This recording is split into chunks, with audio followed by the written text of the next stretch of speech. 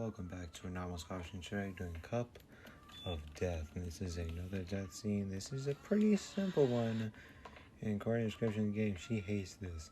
Oh my, sweet lord, that is, flowing. Yeah, just flowing. Seriously? What is this, a bad horror movie? The moment this stuff touches my lips, I'm hit with the nastiest taste imaginable. I have to say, it lingers like an unwelcome guest, bitter and cloying. Drinking the cup of death is like getting a slap in the face from the Grim Reaper himself. Wait, oh, fuck. Finish her!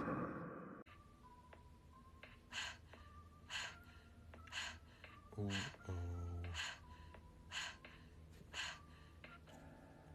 And she died. Yep. Oh yeah, she did. She dead though.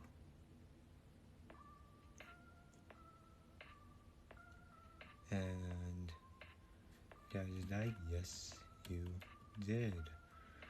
Alrighty then, this is the Cup of Death. Enjoyed this episode. Please take your first video. Bye bye.